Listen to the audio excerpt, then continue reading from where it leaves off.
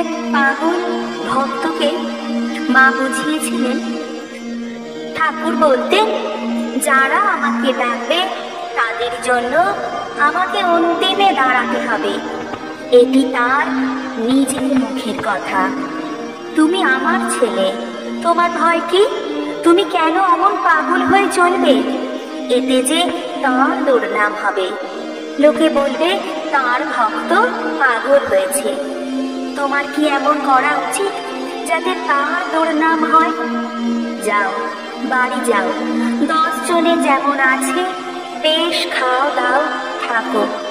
যখন তোমার দেহ যাবে তখন তিনি দেখা দিয়ে নিয়ে যাবেন। কে তাকে প্রত্যক্ষ দেখেছে বলো না? এক নরেন দেখেছিল। সেও যখন তার খুব ব্যাকুলতা ওইসব দেশে আমেরিকায়, তখন তিনি তার হাত ধরে রয়েছেন বোধ করত, তা কিছুদিনের জন্য। বেশ, যাও, বাড়ি গিয়ে থাকো।